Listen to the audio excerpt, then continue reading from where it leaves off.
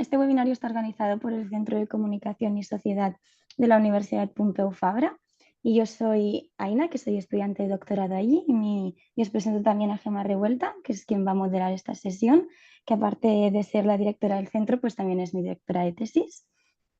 Y solo voy a contextualizar un poco por qué estamos haciendo este webinario, es porque mi doctorado forma parte de una red doctoral que se llama Mac4Me y que básicamente lo que busca es buscar nuevas opciones de tratamiento para 3 tipos de cáncer metastásico: neuroblastoma, cáncer de próstata y cáncer de mama. Y dentro de todo este proyecto, mi foco de estudio es la comunicación sobre la investigación en cáncer y metástasis, pues porque al final no solo es importante la investigación básica que se hace, sino también mantener en mente para quién estamos investigando, que es para las personas. Y en el webinario de hoy vamos a hablar de cómo ha cambiado un poco el paradigma en diagnóstico, tratamiento y pronóstico del cáncer y la metástasis y qué retos comunicativos supone eso. Y para hablar de ello, estoy muy contenta de poder contar con 4 ponentes. Primero de todo, Sara Cervelló, que es vocal de la Asociación Española de Cáncer de Mama Metastásico y es criminóloga especializada en intervención social, comunitaria y gestión de conflictos, y es paciente de cáncer de mama metastásico, que actualmente realiza funciones de coordinación de equipos y proyectos en la Asociación Española de Cáncer Metastásico y apoya áreas como relaciones institucionales y fundraising. Luego tenemos a Josep María Borràs, que es médico epidemiólogo, profesor de Epidemiología y Salud Pública de la Universidad de Barcelona y director del Pla contra el Cáncer de Cataluña. Y su área de investigación es la evaluación de servicios sanitarios en oncología. Después tenemos a Sofía Hernández, que es doctora en Biología Molecular y divulgadora científica en la Fundación Científica de la Asociación Española contra el Cáncer, que tras más de 10 años trabajando en investigación, pues cambió el laboratorio por la divulgación y ha trabajado en varias instituciones científicas como el IRB Barcelona y ahora la Asociación Española contra el Cáncer.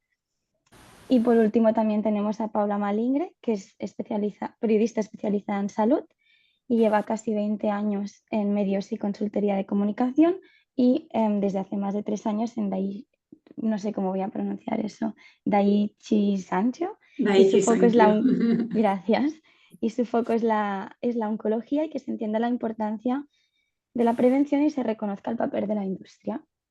Bienvenidas a todas y muchas gracias por haber aceptado participar en este webinario, y ahora le voy a ceder el turno a Gemma. Pues muchísimas gracias, Aina, por la introducción.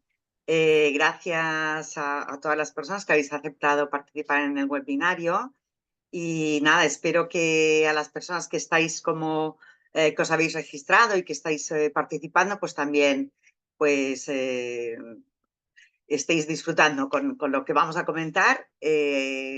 Y también hemos recogido vuestras inquietudes y vuestras preguntas en el formulario de inscripción y también dejaremos un tiempo para preguntas. Así que esperemos que esto sea bastante interactivo. La idea es, pues esto, ¿no? Comunicaciones breves. Como decía Aina, nuestro foco dentro del proyecto Mac4Me, que es este proyecto europeo en el que participamos, nos interesa mucho analizar cómo se comunica hacia el público el cáncer en general, el cáncer metastásico y hacia el público general, obviamente también hacia los pacientes, pero nuestro foco sobre todo del webinario nos gustaría centrarnos sobre todo en qué sabe el público y cómo podemos mejorar la comunicación. Y nada, yo no voy a hacer más explicaciones, creo que directamente nos vamos a ir a las preguntas. Y bueno, yo haría una pregunta general que quizás pues, nos gustaría quizás que aquí la pudiera contestar quizás Sofía dentro de la Asociación Española contra el Cáncer, sobre por qué es importante la comunicación pública del cáncer. ¿Por qué nos interesa que la gente, que la sociedad le llegue la información sobre el cáncer? Y bueno, tú mismo.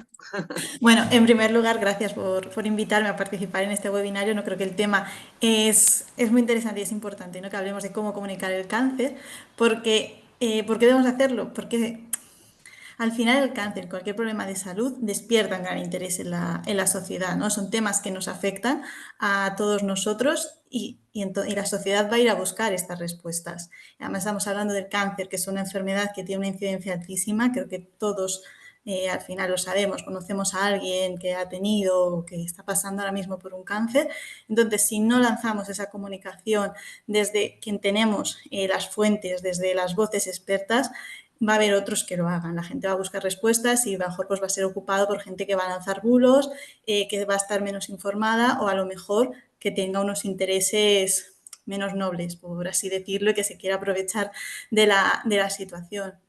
Entonces, en primer lugar, por ese interés, también por ese derecho de la sociedad de estar informada, de saber bien qué es el cáncer, qué significa esta enfermedad, también saber qué se está haciendo. Es necesario que se informe de en qué está trabajando la investigación. A veces tenemos ese miedo, lo contaremos seguramente, ¿no? A lo largo del webinario, de qué comunicar y cuándo, porque a lo mejor son resultados muy preliminares, pero también la sociedad debe saber qué se está trabajando en esos casos, por pura transparencia.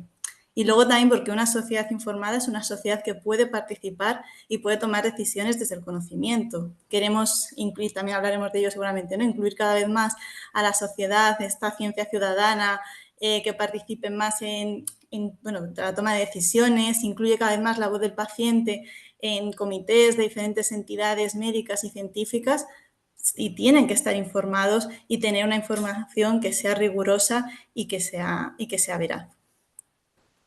Muchas gracias. Bueno, me gusta porque ya habéis ido planteando algunos casos que están muy bien, e incluso el tema de ciencia ciudadana, que yo a priori no había pensado en él, pero creo que a ver si tenemos un ratito para poder hablar de esta cuestión, ¿no? Que se está impulsando desde muchas instituciones, o sea, desde muchos estamentos, y también pues tiene consideraciones especiales, ¿no? Sí. A mí me gustaría saber, Josep María, a Josep María Borràs, yo hace que le conozco 30 años, que son los mismos que yo llevo dedicándome a la comunicación. Yo de formación soy médica y hace 30 años que me dedico a comunicación y entonces, ¿crees que en estos 30 años o 20 años realmente seguimos comunicando igual de bien o igual de mal? ¿Hemos mejorado? ¿Nos hemos puesto a la par de los tratamientos o no? ¿O seguimos diciendo las mismas tonterías? No, hombre, las cosas han cambiado mucho. Yo creo que lo más importante, si miramos 30 años para atrás, ¿no? Es de que ahora se habla con mucha franqueza del cáncer como enfermedad en público, sin demasiado problema, ¿no? Y mucha gente ha reconocido públicamente que tiene cáncer, lo cual en aquella época, digamos, era una anécdota, ¿no? A partir de la cual fabricábamos de que estaban cambiando las cosas. Yo creo que ahora han cambiado en el sentido de la capacidad de hablar públicamente de la enfermedad o de reconocer que se tiene, porque también han cambiado las expectativas, ¿no? Realmente el cambio también creo que ha sido de que ahora la posibilidad de tratar el cáncer y tratarlo de forma efectiva y sobrevivir a la enfermedad unos años o muchos años o completamente, ¿no? Pues ha cambiado de forma radical. Y me parece que esto es, yo creo que está en el haber, ¿no? De todo el problema y todos los aspectos de comunicación, ¿no? Otra cosa es que quizás también a veces nos hemos pasado de tratar de promover buenas expectativas, ¿no? Porque muchas veces lees entrevistas o lees comentarios y parece que el cáncer ya lo hayamos curado, ¿no? Y realmente pues la mitad de gente que tiene cáncer se va a morir del cáncer. Entonces, esto antes era mucho más, ¿no? Pero bueno, estamos así, ¿no? Estamos mejorando, pero todavía el recorrido es muy importante el que nos queda, ¿no? Sobre todo en algunos tumores.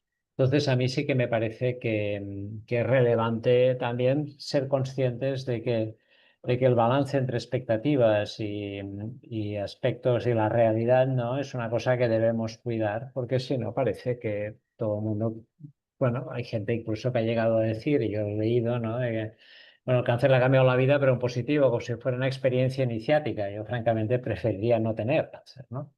Y realmente esto es una cosa que también hay que decirlo. Es un tratamiento que tiene un impacto sobre la calidad de vida importante, que lo hemos mejorado mucho. O sea, La vida de los pacientes con cáncer es infinitamente, yo creo que es uno de los grandes avances. Pero, en fin, todavía nos queda un camino largo que recorrer, ¿no? Y no va a ser un camino fácil, ¿no? Con lo cual es importante que el balance de beneficios, expectativas, posibilidades y todo esto, pues seamos realistas, ¿no? Porque, no sé, muchos de los fármacos que a veces se habla, muchos de los tratamientos que se habla, pues tienen un impacto relativamente modesto en la práctica, ¿no? Y en cambio también tienen efectos adversos, ¿no? Entonces, esto yo creo que son... esta ducha de realidad a veces también la tenemos que recordar en el ámbito de la oncología. Pero bueno, dicho esto, las cosas han cambiado de una forma radical. Claro, ¿Y que ha para qué? cambiado, ha cambiado la expectativa de vida, como decías, en muchos tipos de cáncer. Han cambiado, o han aparecido nuevos tratamientos, otros han mejorado, incluso pueden tener un poquito menos efectos secundarios. Seguro que hay muchísimo que investigar y eso pues ya lo sabemos. Pero bueno, me alegra por lo menos ver que pensáis que al menos no, desde los medios de comunicación, hablamos de medios de comunicación, pero incluimos redes sociales, todo lo que es la comunicación que llega a la sociedad, ¿no? Pues quizás ya no hay ese tratamiento tan sensacionalista quizás, pero aún persiste esas ganas de explicar siempre la parte bonita cuando se hace investigación en animales y ya parece que la estemos haciendo en personas, etcétera, etcétera. Paula, bueno, trabajas en la industria farmacéutica, muy en contacto con los pacientes. No sé cómo lo ves tú desde tu perspectiva también de 20 años trabajando en el sector de salud. ¿Crees que la información que llega al público es mejor, o a los propios pacientes, o con qué os encontráis cuando...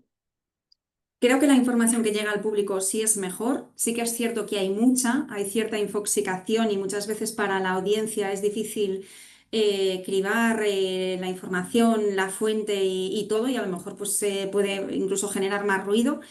Em, o sea, ahí sí que hay área de mejora, quizás es segmentar mejor las audiencias, ver que se comunica, no es lo mismo comunicar una información a un periodista especializado en salud que comunicarla en redes sociales, que pasarlo a un medio generalista. Hay que ir, ¿no?, haciendo el traje a medida a cada una de las audiencias. Yo sí que estoy contenta y principalmente, lo decías en la introducción, Gemma, y es que cada vez, por lo menos desde la industria, se está contando más con las asociaciones de pacientes, que al final son clave para aportar más allá del punto de vista investigador que podemos aportar nosotros o clínico del día a día del manejo de la enfermedad, sino cómo viven todas estas personas con cáncer, cómo viven, qué impacto tiene la enfermedad en ellos, ¿no? Y esto creo que se está haciendo cada vez más. Hubo un momento que era como más...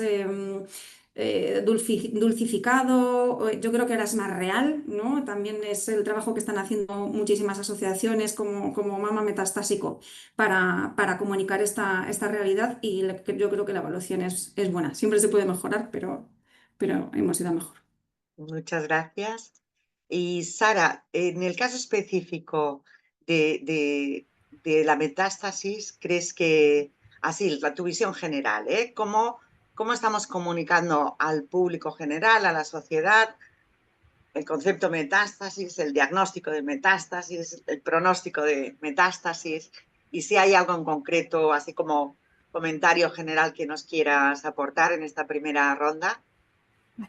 Primero de todo, muchas gracias por contar con nosotras. Lo primero, y relacionado con la primera pregunta, es que lo que no se nombra no existe, ¿no? Entonces, yo creo que la comunicación pública va a permitir transformar lo que se ha vivido como con un estigma y con mucho miedo, ¿no?, en algo mucho más normalizado y con una visión no dulcificada, pero sí es más esperanzadora. Todo, y que cuando hablamos de, por ejemplo, el cáncer de mama metastásico, estamos hablando de una enfermedad que no tiene cura y de la que la gente se muere. Es decir, estamos hablando de 6.500 mujeres que mueren anualmente, ¿no? Y por lo tanto la metástasis siempre va asociada a la palabra muerte, todo, y que eso está cambiando. Pero el 90% de las muertes por cáncer es por metástasis, ¿no? Entonces aquí entra mucho en juego con el poder generar empatía, educar a la sociedad, ¿no?, y visibilizar sobre todo realidades que han sido históricamente ignoradas, como en nuestro caso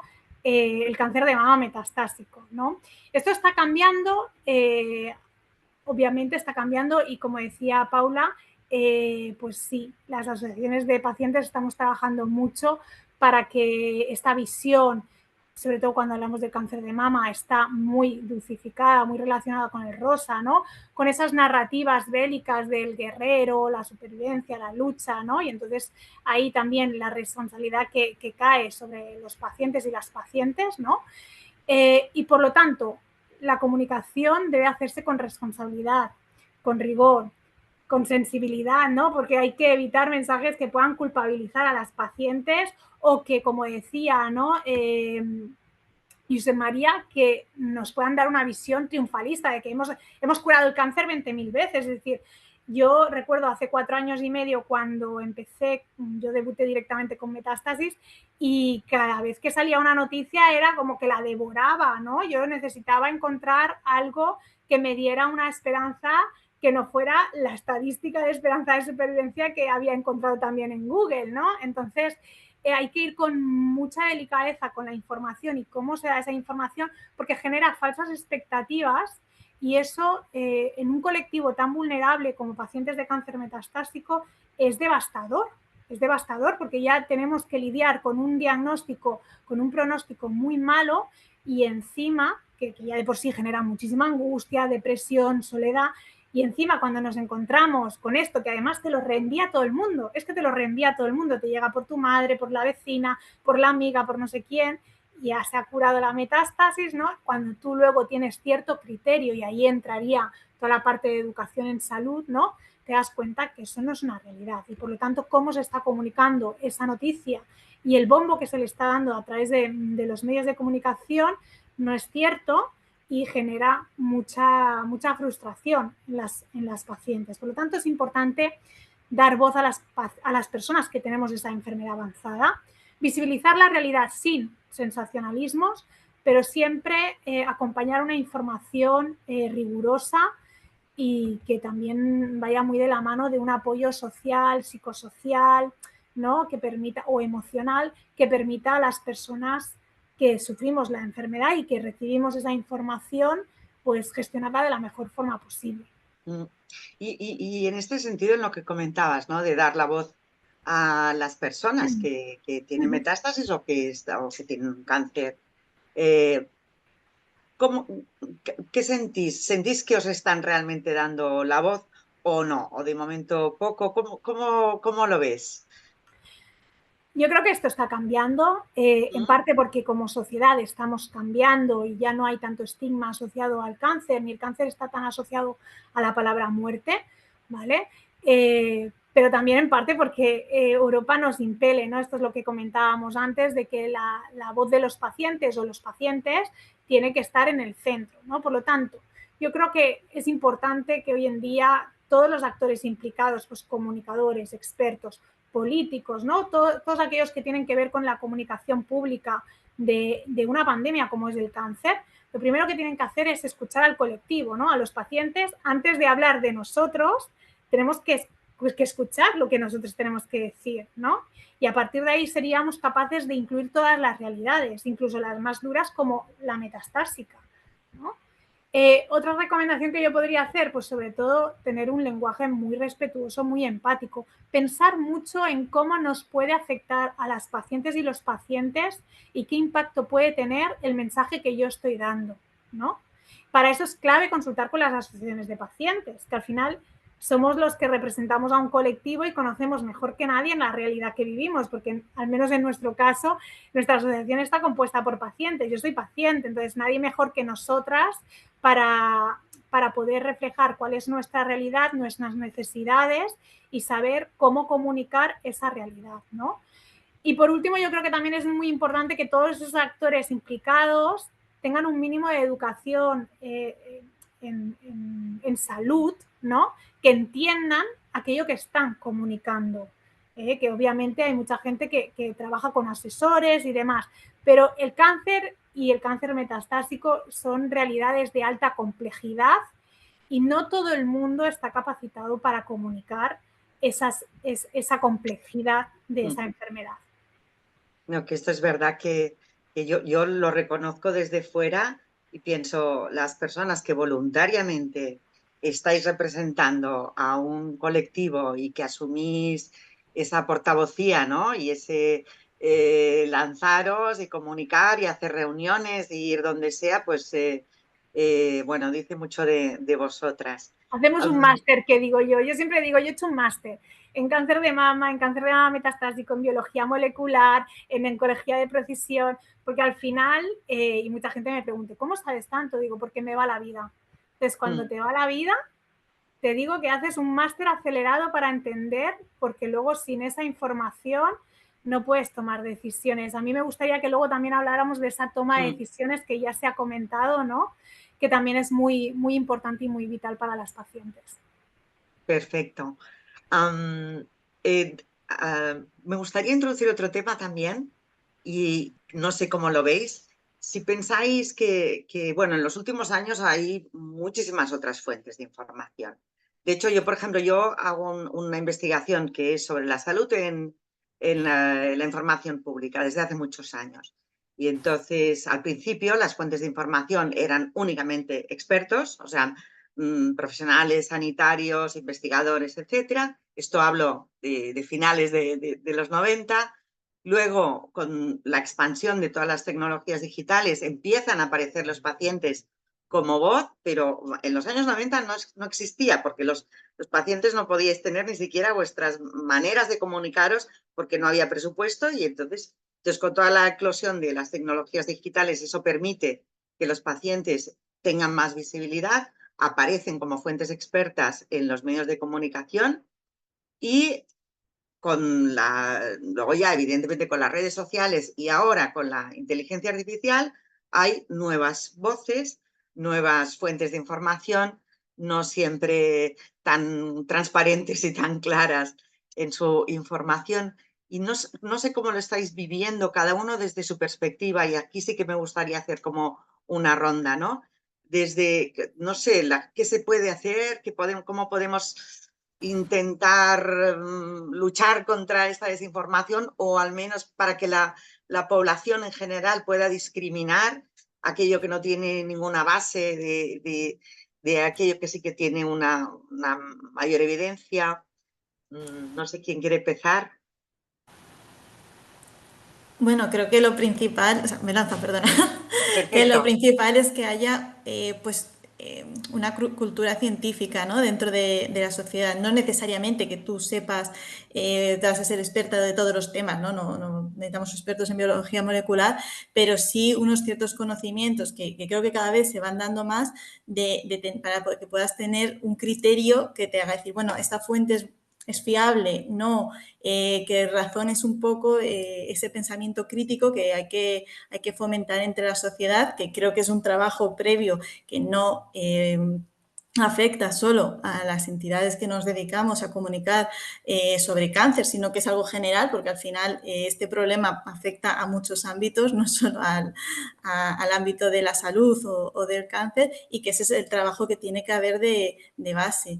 Y luego, pues aquellos que realmente pues, podamos tener un altavoz que sea fiable, bueno, pues que nos posicionemos en ese punto para que de alguna manera fácil la gente pueda llegar a nosotros y darles la información que ellos necesitan, ¿no? Que estemos ahí en los canales. Gracias.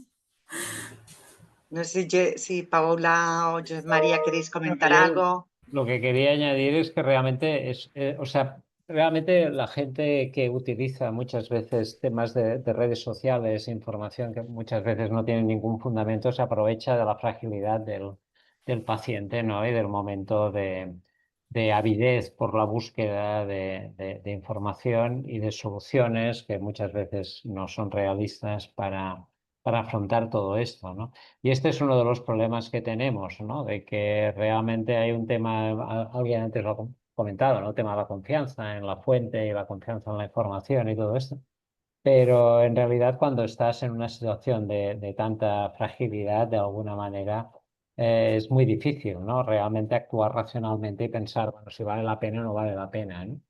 Yo también creo que hay un aspecto que al menos para mí es de las cosas que me ha llamado más la atención desde cuando empecé yo en esto, que es el cambio de actitud de la familia, ¿no? Cuando yo empecé en esto hace 30 o 35 años, realmente la familia lo que quería era que el paciente no sufriera y muchas veces que ni se enterara de nada, ¿no? Simplemente se le ocultaba y muchas veces, bueno, había pasado como médico, ¿no? El paciente, la familia te decía, bueno, sobre todo no le diga la palabra, no le diga nada. En cambio, ahora es la familia la que busca activamente información y constantemente, de alguna manera, induce al paciente para decir prueba esto, prueba aquello, como si estuviéramos aquí probando diversos tipos de plato, ¿no? Cuando en realidad son caminos terapéuticos que son muy diferentes y que en los cuales las preferencias del paciente, pero también la evidencia, ¿no? Deben ser equilibradas, ¿no? y tenidas en consideración, ¿no? Y esto no se resuelve en un tuit o no se resuelve en una solución mágica, ¿no? Entonces, a mí me parece que este es el gran reto que tenemos, ¿no? Venimos de una época en que había un gran paternalismo médico, un gran paternalismo en la información, ¿no? El paciente, bueno, mejor de que no supiera nada, ya se lo explicaríamos y todo esto, a una situación en que de alguna manera es el salvaje oeste, ¿no? Y realmente en parte es porque las transiciones de los medios de comunicación, de las redes sociales, de los pacientes y de los profesionales van a diferente ritmo, ¿no? Todavía encontramos a profesionales que muchas veces no creen que tengan que explicar a los pacientes las diversas alternativas terapéuticas, sino lo que tienen que hacer es decir, mire, ahora toca esto, ¿no? Y ya está, ¿no? Y si no le gusta, pues mire, vaya al de al lado, ¿no? Quiero decir que es un poco, estamos en una situación y entonces volver a alinear todo esto yo creo que nos va a tomar mucho tiempo y sobre todo también tener algún tipo de estrategia que es difícil ver cómo la podemos articular con tantos, como se dice ahora, actores, ¿no? Exacto. En el escenario, ¿no? Porque además, bueno, lo que planteabas, yo imagino que es por como dos escenarios, ¿no? Por seguir con la metáfora teatral. Por una parte, en el seno de la consulta y la comunicación médico-paciente, pues lógicamente el paciente pues viene con su información y pide y exige y tal, a veces con más sentido y otras veces con menos.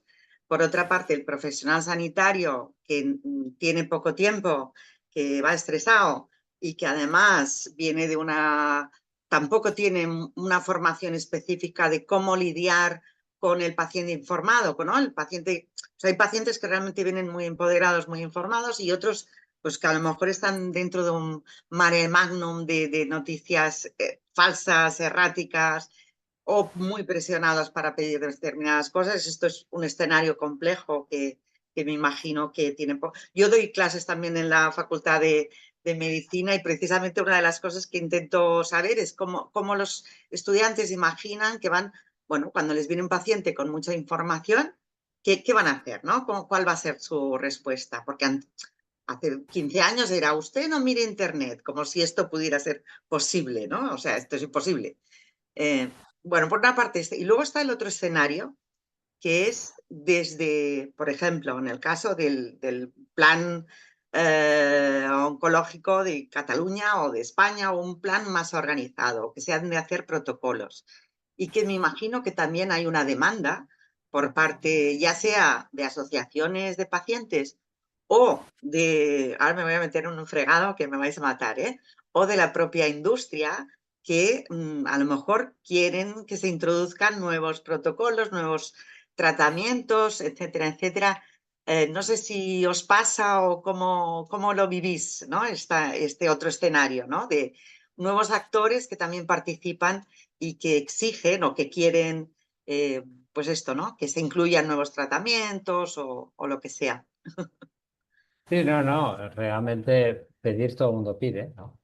Esto está claro y además que en muchos casos son también peticiones muy diferentes, ¿no? Una cosa es pedir que se tenga en cuenta tu opinión, otra cosa es que se tenga en cuenta no solo tu opinión, sino que hagan lo que tú quieres, ¿no? Que esto los médicos lo llevan mal, ¿no? Y otra opción también es la duplicidad que hay entre la pública y la privada, ¿no? Porque esto muchas veces, digamos, en la pública, pues es una estrategia terapéutica basada en una discusión en un comité de tumores, en fin, elaborada entre diversos especialistas, y en la privada muchas veces la opción terapéutica depende estrictamente del profesional que consultes, ¿no? Con lo cual no es exactamente lo mismo, ¿no? Y esto además lleva a un discurso que es otro discurso que en oncología pasa mucho. Yo siempre digo que la oncología es como un laboratorio, de lo que pasa en el sistema sanitario simplemente pasa antes, ¿no? Es el tema de las segundas opiniones, ¿no? El porcentaje de pacientes que piden segunda opinión en oncología es elevado, no es trivial y probablemente Claro. dentro de las opciones terapéuticas es lo más elevado, ¿no? Entonces, hay gente que enfoca la segunda opinión con respeto al profesional que ha dado la primera opinión, ¿no? Y en cambio hay otros que quizás pues no expresan el mismo respeto, ¿no? Es típico de, porque muchas veces, bueno, y esto tú lo sabes mejor que nadie, es el tema de comunicación no verbal o comunicación verbal, pero ¿cómo no lo han pedido, no? En fin, estas cosas, ¿no? Que son circunstancias. Yo creo que esto es lo más difícil, ¿no? Y después, bueno, la industria que tiene su agenda, ¿no?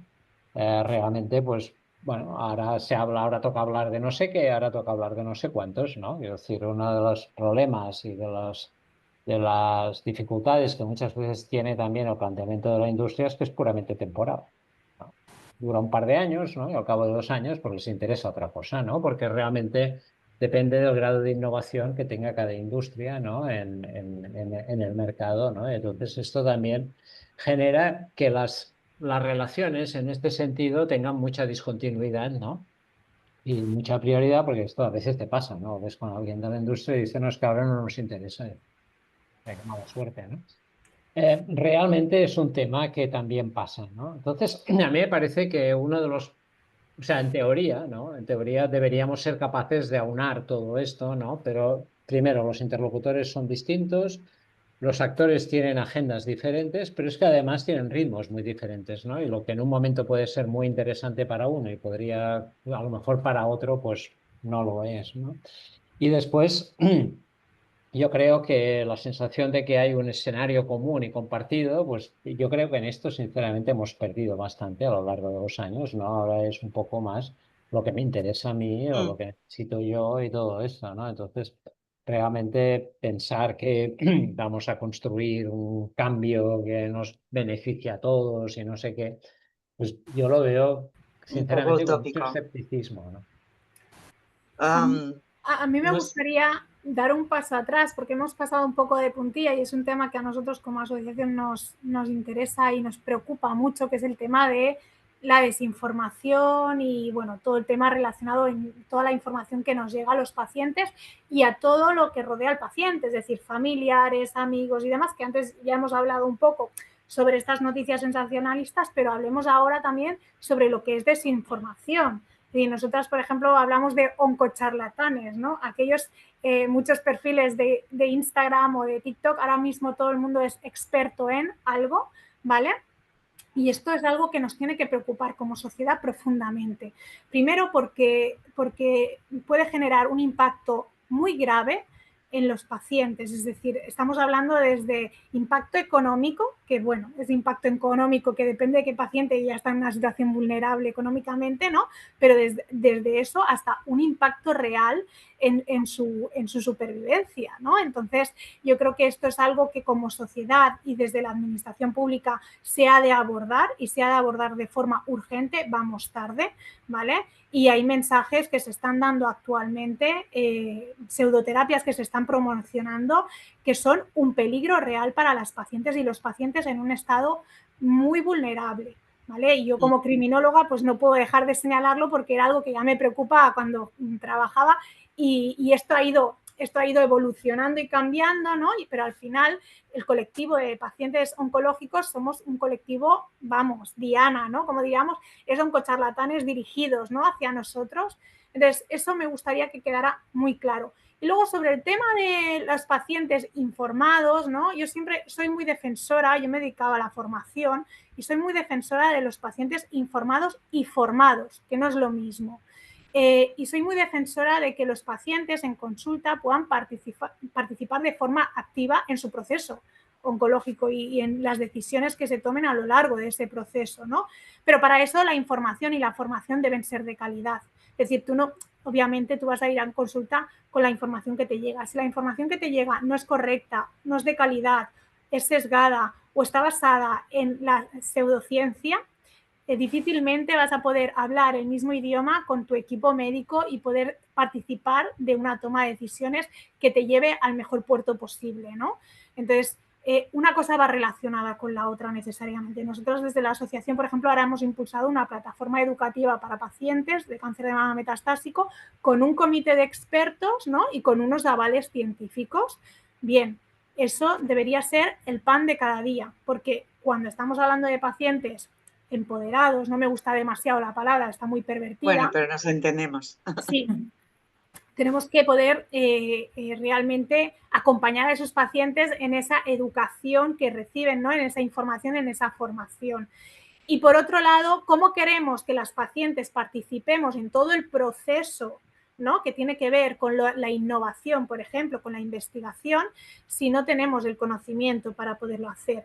Pero ya no se basa solo en un conocimiento de yo soy experta en cáncer de mama metastásico. No, no, señores, estamos hablando de un conocimiento muchísimo más amplio de todo el ecosistema que tiene que ver con la enfermedad y toda la innovación terapéutica alrededor de la enfermedad. Entonces, estamos hablando de alta complejidad de conocimientos que no todo el mundo tiene y por lo tanto no todo el mundo está capacitado para ser interlocutor en según qué espacios.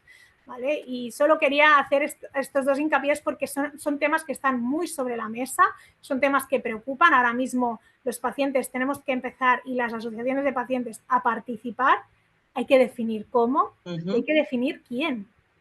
Y entonces estamos ahí como un poco en aguas, en un territorio desconocido, ¿no? Hasta que asentemos las bases, pero debemos estar. Lo que tenemos clarísimo es que debemos estar. Muchas gracias. Yo me he quedado un poco preocupada con esto que decía antes Josep María, que un escenario hipotético en el que todos podamos un poco coordinarnos y trabajar en conjunto, pues es difícil o un poco utópico, pero bueno, no sé si cómo lo veis el resto de la mesa, porque, por ejemplo, con el tema concreto de la desinformación, el problema que tenemos ahora no solamente es que la gente se crea que unas pseudoterapias le van a ir de maravilla o solamente con concienciarse de que tienen que tener una actitud positiva se van a curar y si no se van a sentir muy culpables, etcétera. O sea, no solamente el problema radica en creerte lo falso, sino que empieza a ser a que no te creas nada de lo cierto. Bueno, lo cierto entre comillas, o sea, que empiezas a desconfiar totalmente de la ciencia, de la investigación, de los investigadores, de los profesionales sanitarios, de los profesionales de la industria farmacéutica y yo creo que es otro de los problemas que tenemos ahora que se está extendiendo, no sé si... Sí, se está viendo sí, completamente. O sea, no solamente creerte las tremendas chorradas que te puedan llegar, sino que dejas de creer y además entras en ¿no? En ese círculo de la posverdad y que dudas de todo y ya le pones la etiqueta de esos intereses que pueden haber detrás. No sé si, Paula, en vuestro caso es algo que os preocupa, que lo miráis en detalle o cómo esa desinformación también afecta pues, al propio prestigio de la industria farmacéutica o del yo qué sé, de los tratamientos que puedan basarse en evidencia científica. Ay, no te oímos, estás muteada. A mí sí que me preocupa, Gemma, porque ya, o sea, como profesional de la comunicación, por la industria en la que trabajo, que para mí es clave, o sea, cada nota de prensa que se envía desde un gabinete de comunicación de la industria va perfectamente referenciada con todos los estudios, todas las fuentes consultables, se habla con los profesionales, o sea, realmente hay mucha colaboración para construir esa comunicación y que sea, pues eso, fiable, que sea relevante, que sea útil para la audiencia que la va a leer, y porque somos conscientes del impacto que eso tiene. O sea, yo, por ejemplo, cada vez que envío una comunicación estoy pendiente, ¿vale? De dónde salen medios de comunicación, en redes sociales, escucho, leo cada comentario que dice cada paciente porque es una responsabilidad. O O sea, realmente es una responsabilidad. Yo sé que tiene un impacto y hoy, por mucho que vaya todo pues, perfectamente revisado con 1000 ojos, pues al final cada uno también hay que tener en cuenta la situación del receptor, que puede ser más o menos vulnerable, puede cuestionarse unas cosas u otras y todo eso se cuida mucho. Pero sí que es cierto que hay mucho ruido, hay muchas fuentes, esa posverdad, esa pospandemia, pues sí que ha no dado voz a muchos perfiles que hacen mucho ruido y poco bien y es complicado de manejar. Y Sofía, ¿y desde vuestra asociación o en concreto desde donde estáis vosotros en investigación de la asociación, habéis, no sé, cómo valoráis esta repercusión que pueda tener la desinformación? Pues es un reto, la verdad, ¿no? Tienes que competir, de hecho, entre comillas, con un montón de oncocharlatanes, que ha dicho Sara, que me ha encantado el Sí, término, la vamos a copyratear esta. que están generando un montón de información. Muchas veces el que la gente, lo dices tú, ¿no? Pues que vea toda esa información, y creo que también las falsas expectativas que se han lanzado muchas veces de esos titulares de la cura del cáncer hace que la gente ya pues no te crea, porque dice, esto me lo has dicho más veces, esto yo ya lo he oído y al final no lo he visto. Se crea esa desinformación y esa falta de confianza con el público. Muchas veces pues lo mismo, pues tienes que competir con toda esa gente que está en redes lanzando mensajes que además, como no les importa que sean verdad o no, pues hay muchas veces pues pueden ser mucho más atractivos, te pueden decir lo que quieran, soluciones fáciles, y por intentar competir con ellos a veces podemos pecar, ¿no? de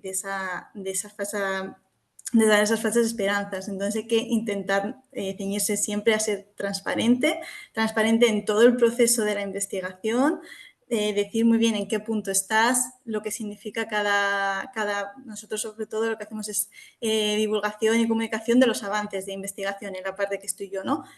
Es importante que la gente lo sepa por transparencia, que sepa en qué se está avanzando, en qué se está trabajando, pero que se sitúe muy bien en qué momento está, qué implica esto, todo lo que lleva detrás. Hablaba antes Sara, ¿no? De que no solo sepas de la parte biológica, biomédica, sino también de todo el ecosistema que hay detrás de la investigación, detrás de la medicina, qué actores hay detrás. Entonces hay que ir introduciendo eso de manera que sea fácil de comprender, obviamente, y poco a poco, pero que la gente tenga ese conocimiento y esos datos. Muchísimas gracias. Vamos a pasar a unas preguntas que tenemos. En todo caso, Aina, bueno, nos han llegado algunas preguntas, pero que yo creo que son más de tipo de consulta médica, y no es el webinario, sobre todo está centrado en la comunicación. Entonces, aquellas que son como consultas muy específicas de un tratamiento, de los efectos secundarios de este fármaco o este otro, no las vamos a explicar aquí, ni las vamos a intentar resolver, porque no es nuestro papel. Lo mejor es que se consulte directamente en esa consulta médica, o si no, a través de las asociaciones de vuestros propios, pues seguramente que les podéis orientar un poquito más, ¿no? Pero si tenemos algunas preguntas de comunicación, o no sé si, Aina, también tenemos la posibilidad de que los asistentes puedan utilizar el chat o el questions and answers. Sí, en teoría está el Questions and Answers activado, o sea que si tenéis alguna pregunta para las ponentes, la podéis poner allí. Y en el formulario preguntas y había... respuestas. Sí, exacto. Y en el formulario había una pregunta que preguntaba si se conocen nuevas tendencias comunicativas sobre oncología aplicada a las redes sociales de cara a implicar a la población joven en materia de prevención. No sé si hay alguna ponente que quiera contestar esta pregunta. O sea, ¿cómo Sí. hacemos que le llegue la información a la gente joven para que tengan pues comportamientos más saludables y más preventivos, etcétera, etcétera? Y si hay alguna experiencia que conozcáis a través de redes sociales. Sí. Sofía. Se va a decir, aunque no es tanto la parte en la que trabajo yo dentro de la asociación, pero bueno, son compañeros míos que les conozco, la parte de prevención es uno de nuestros pilares importantes, ¿no? Dentro de la Asociación Española contra el Cáncer, el promover la prevención y hábitos de vida saludables. Y si queremos llegar a los jóvenes, pues al final también tenemos que hablar su lenguaje y estar donde ellos estén. Abrimos, por ejemplo, nosotros la asociación TikTok hace como un año y medio, que al principio parece como un reto, ¿no? A veces las redes sociales, canales como TikTok nos pueden parecer un poco banales para hablar de temas como es el cáncer, ¿no? Que no queremos pues caer en esos mensajes como a veces hemos dicho antes, ¿no? De presentarlo como algo bueno, que no lo es la situación que hay, pero bueno, se puede estar ahí haciendo mensajes rigurosos y ocupando ese espacio y siguiendo ese lenguaje que utilizan ellos para temas de prevención, como puede ser pues hablar de la problemática del tabaco, prevención ahora, por ejemplo, en verano con sol, hábitos de vida saludable, hacer fomento de ejercicio físico, alimentación saludable. Creo que sí que son temas que se pueden tratar en estos espacios. Y además justamente espacios donde tienes todo lo contrario, ¿no? Muchísimos influencers que están desinformando o fomentando otras conductas que no son saludables, pues justamente compitamos, queda un poco feo decir competir, ¿no? Pero ¿me entendéis? Compitamos con ellos en ese espacio y estemos ahí presentes donde van a estar los jóvenes. Yo, por aportar el punto positivo, creo que las redes sociales nos están dando un canal más al que llegar a los jóvenes, que se puede hacer, se está haciendo un uso y se puede hacer incluso más para concienciar sobre la importancia de la prevención. Nosotros lo hacemos no solo en prevención primaria, secundaria y terciaria del cáncer, o sea, antes, durante y después del cáncer. Creo que hay factores de prevención primaria, factores de riesgo evitables que se pueden plantear de una forma muy atractiva para los jóvenes, que sean conscientes de la importancia de la nutrición, o sea, que sean conscientes de la importancia del descanso, del ejercicio físico, de no consumir alcohol, de no consumir tabaco. Creo que se puede realmente hacer mucho más adaptándonos a los formatos, a lo que ellos consumen de vídeos cortos y sin perder rigor científico. O sea, yo veo las redes como una oportunidad.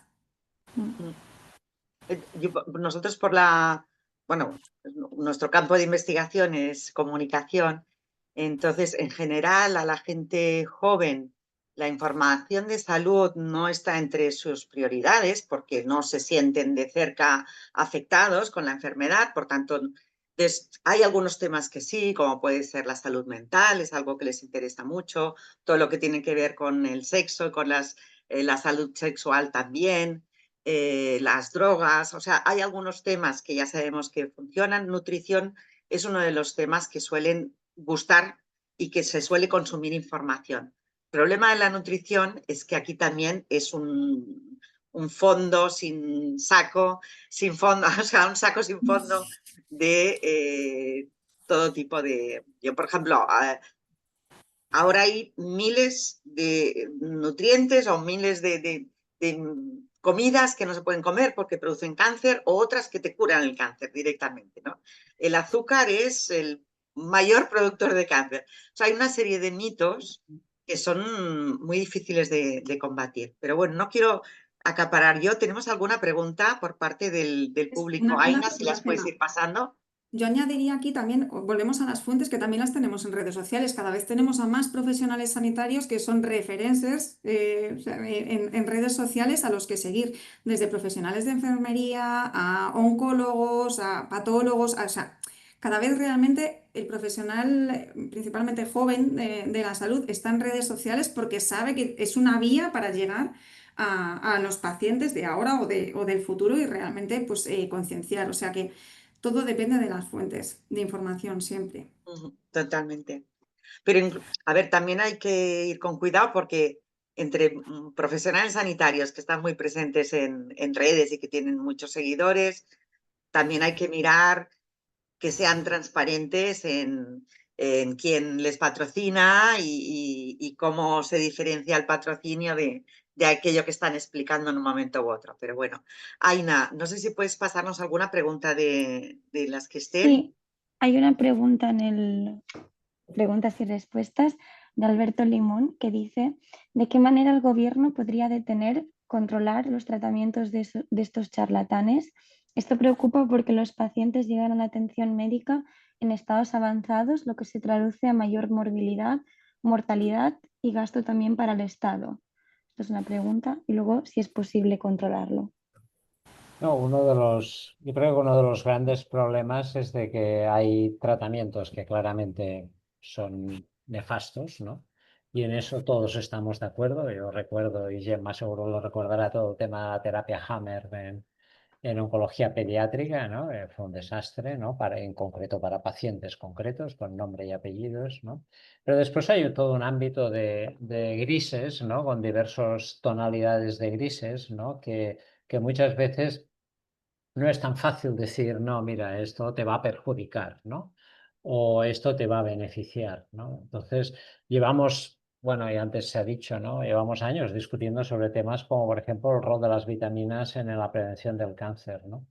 Y continuaremos, ¿no? Discutiéndolo. Entonces, tener posiciones claras sobre si una propuesta terapéutica es negativa o positiva para un paciente tampoco es tan fácil, ¿no? Y entonces en esto yo creo que sí que nos topamos con la dificultad de muchas veces que se nos pide cuando decimos, bueno, vamos a prohibir algo, ¿no? Y es demostrarlo de forma fehaciente, ¿no? Demostrarlo de forma fehaciente que es negativo y todo esto. Entonces, realmente los estándares para demostrar que una cosa no es, un tratamiento no es negativo para un paciente, son mucho más altos que los estándares que utiliza cualquiera para decir la mayor tontería, ¿no? En público, ¿no? Y entonces esto yo creo que es uno de los debates bueno, no los debates, uno de los problemas que tenemos, ¿no? Cómo cortar, ¿no? En todo esto. Yo recuerdo que había incluso propaganda en radios serias, ¿no? Sobre determinadas terapias o determinadas comidas o cosas de estas, ¿no? Que, bueno, que si bajan no sé qué o si suben no sé cuántos, ¿no? Entonces dices, bueno, pero esto es que, o sea, estamos Sí, utilizando, ¿no? sí, sigue habiendo, porque además muchas veces se da por sentado. Sí, Se da sí. por sentado que tal alimento pues tiene tal propiedad y ya es algo que ni siquiera se discute, hay presentadores, en fin, está como dentro de la propia cultura popular. Tenemos más preguntas. Bueno, yo mientras Yo quería Aina, añadir una cosa sobre sí, este Sara, tema. Es que es un tema que nos preocupa mucho, la verdad. muy bien. Y a mí personalmente me preocupa mucho. El Ministerio de Sanidad y el Ministerio de Ciencia e Innovación han hecho iniciativas para intentar clasificar, ¿no? O discernir lo que son considerados a través de informes, ¿no? Pseudoterapias como tal. Pero yo creo que hay que dar un paso adelante y ser valientes en este sentido, como han hecho otros países de Europa, ¿no? Y regular un poco más todo esto, porque es un cajón desastre en el que cabe todo. Y hay pseudoterapias que claramente no es que no tengan un impacto positivo, sino todo lo contrario. Es ahí donde tenemos que poner el foco, ¿no? Entonces, ese sería un punto en el que a nivel de administración pública podríamos dar un paso adelante, ¿no? Es decir, no soy muy fan, ¿no? De estar ahí haciendo leyes constantemente, ¿no? Porque yo soy criminóloga y prefiero la prevención, ¿no? Del delito que perseguir el delito. Pero realmente estamos en una situación muy crítica donde las consecuencias son muy críticas, ¿no? Y el otro punto que yo destacaría donde sí que podemos trabajar como sociedad es precisamente lo que también decía Sofía, ¿no? Ese pensamiento crítico, es decir, educar. La educación es el pilar fundamental que nos va a permitir avanzar como sociedad y tener una sociedad mucho más sana, ¿no? En ese sentido, creo que educar en salud, con rigor, adaptando obviamente el mensaje a las diferentes edades, pero educar desde edades muy tempranas. Yo tengo una niña de 6 años y ella ya sabe lo que la cuida y lo que no la cuida a nivel de alimentación, por ejemplo, ¿no? Entonces, yo creo que eso es una responsabilidad de todos y todas, y que se debe ir avanzando y adaptando a medida de que esa personita pues va creciendo, Pero al final, si tú no tienes esa educación de base, yo no tenía ni idea de los factores protectores y los factores de riesgo en cáncer de mama metastásico con 37 años. O sea, ¿qué va a saber un chaval de 12, 15, 16 años, ¿no? Entonces, la educación es vital para que realmente, obviamente es una inversión a largo plazo, eso es así, hay que verla como una inversión a largo plazo, pero el punto yo creo que está ahí, en tener un conocimiento y una educación en salud, en factores más que previenen, que protegen, ¿no? Y en tener un conocimiento amplio que nos permitirá tener criterio a la hora de que cuando recibamos esa información seamos capaces, ¿no?, de decir esto sí, esto no. Y ahí yo creo que el problema es que a veces los propios padres, ¿no?, y madres no tienen como no tienen la formación o incluso tienen otras creencias que no tienen ningún sentido, forman a sus hijos precisamente ahí con entra ideas un poco el equivocadas, papel ¿no? de las administraciones Claro. públicas, de los recursos públicos y de regular y controlar que todos estos mensajes, pseudoterapias, todo lo que tiene que ver con la pseudociencia esté muy acotado y esté muy perseguido, porque es que de verdad el impacto, no os podéis hacer una idea del impacto que tiene en los pacientes y en las pacientes y en las familias, es decir, es que es un impacto brutal. Sí, ya imagino. Aina, creo que hay 2 preguntas más, si las puedes resumir, porque... Sí, hay una que dice que las redes permiten llegar a los públicos, pero ¿qué se está haciendo para poder responder a las dudas y preguntas que ellos puedan tener para que realmente la comunicación sea una herramienta de 2 vías? Y pone, por ejemplo, si se están creando equipos más grandes de comunicación al interior de los institutos, universidades, farmacéuticas que permitan eso, pues responder las dudas o dirigir de manera veloz las preguntas a quien pueda responderlas. No sé si alguna de las tenéis ponentes... una respuesta. Yo puedo dar desde lo que conozco dentro de lo que es el sector de comunicación. En las universidades y en los centros de investigación, los equipos de comunicación son cada vez más grandes, pero realmente no estamos puestos bien las pilas, porque lo que hacemos es explicar lo que la investigación y explicar lo que hace el hospital y explicar lo que hacen los investigadores y los profesores, pero no hay un servicio de consultas y preguntar y contestar, al menos desde universidad, hospitales y centros de investigación. No sé si vosotros desde desde la empresa farmacéutica hay algo así como un equipo de comunicación que pueda ir respondiendo las preguntas de los distintos públicos.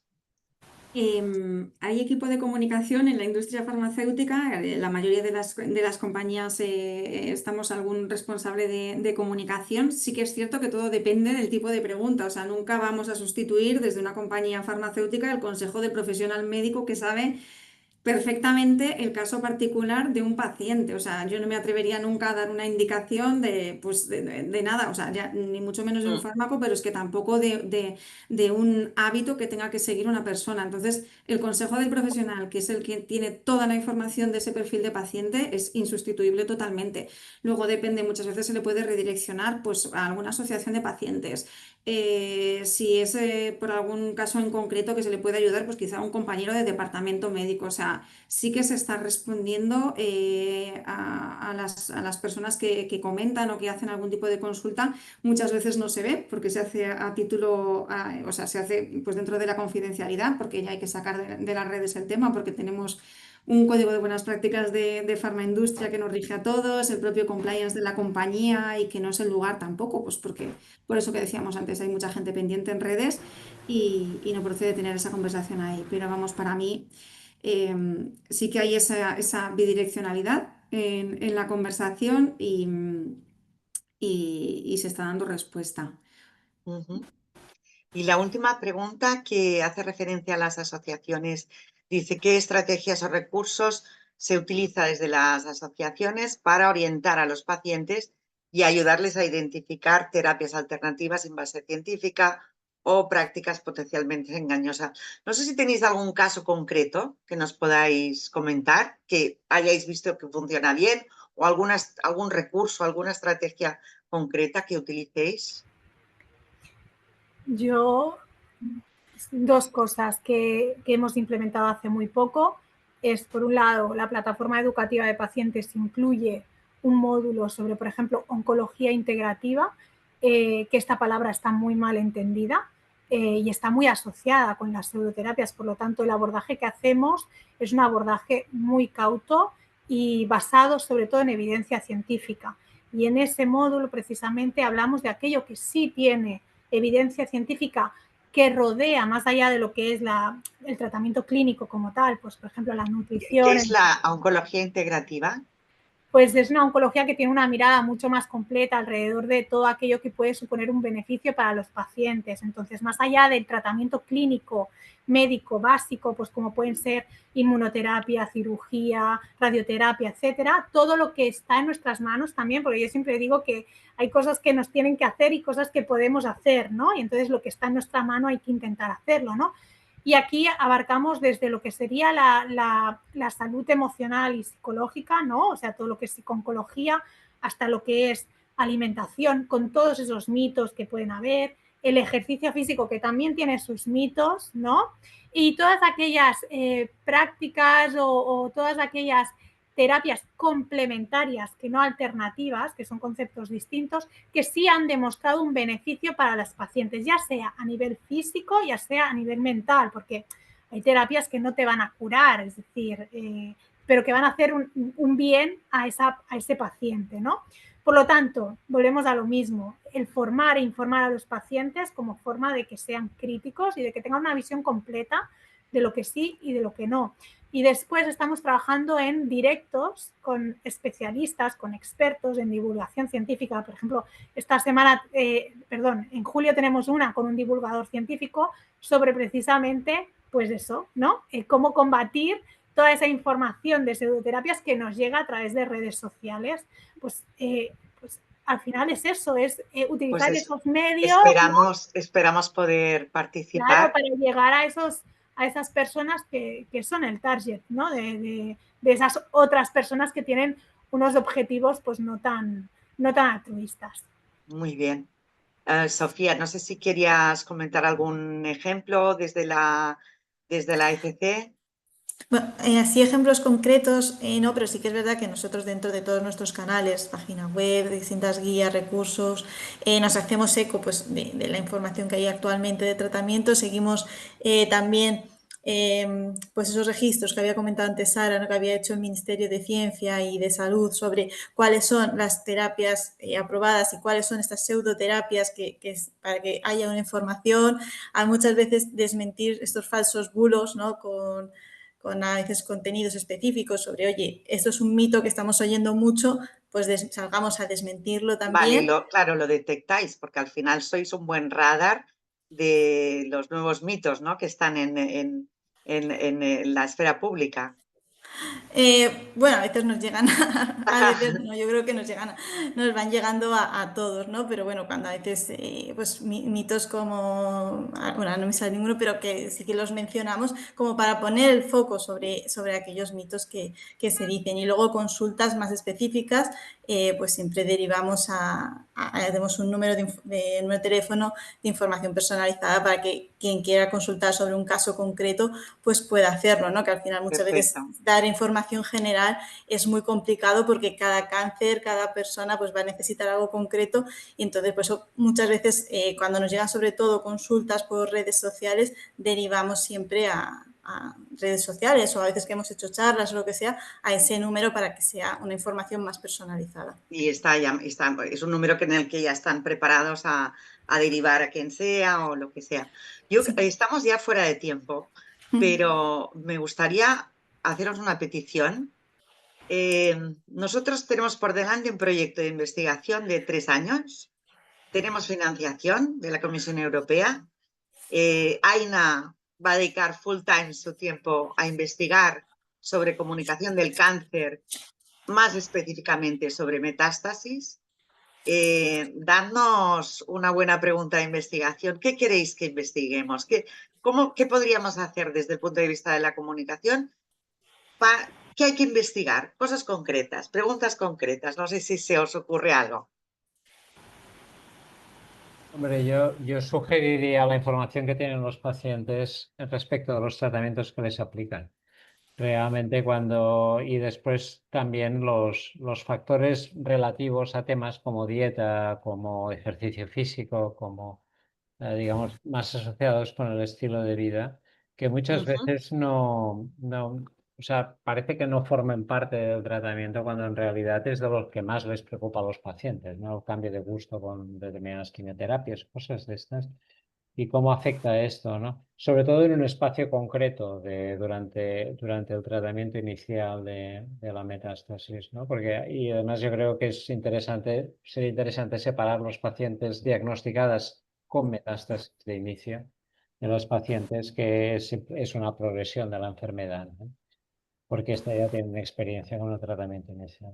Muy Pero yo bien. creo Y que todo el ámbito conocer qué de cómo los información tienen pacientes, sí, qué información tiene y cómo la perciben, ¿no? y cómo qué creen. expectativas y qué les preocupa, etcétera. Eso en el caso de pacientes. Y no sé si tenéis también alguna pregunta más Yo para el caso de la os población diría general. que...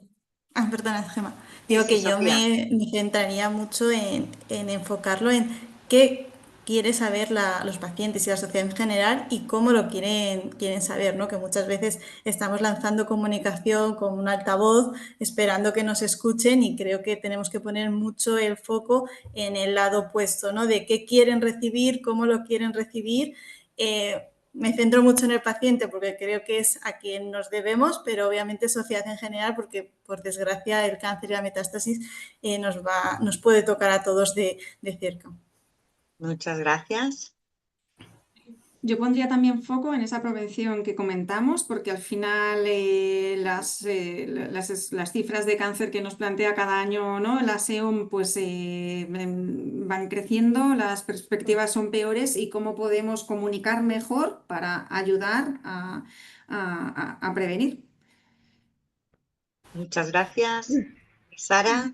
Y yo haría hincapié en dos cosas, es qué impacto tiene, cómo impacta la información que estamos dando en las pacientes y los pacientes. A mí me preocupa mucho, obviamente, el colectivo de pacientes, ¿no?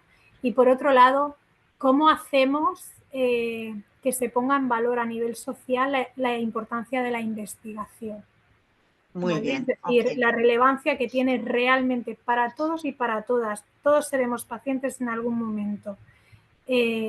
Cómo hacemos llegar a la sociedad, y no solo a la sociedad, sino a todos los actores implicados, incluida la administración pública, que muchas veces sabemos que tiene unos recursos muy limitados, ¿no?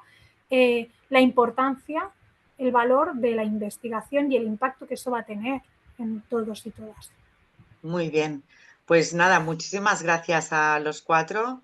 Creo que han salido aquí buenas propuestas, pero también han salido muchas ideas, puntos en común, cuestiones que nos preocupan, algunas más complicadas y otras complicadísimas, ¿no?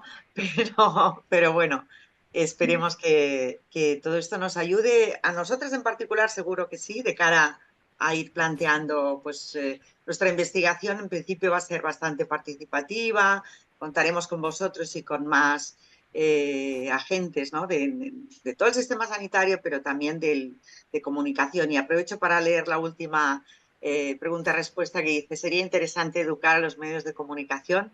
Obviamente esto es importantísimo porque también son parte de Decir que esto este... se está haciendo ya.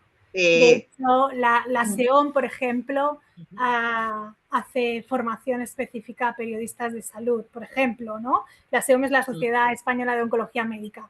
Entonces, sí que hay opciones para entender cómo comunicar mejor. Perfecto. Pues muchísimas gracias también por el apunte, Sara. Y como entre nuestro público siempre hay también periodistas y comunicadores más especializados en salud o gente que se quiere especializar, un buen consejo. Y ya pues finalizamos con esto, no nos comemos más tiempo.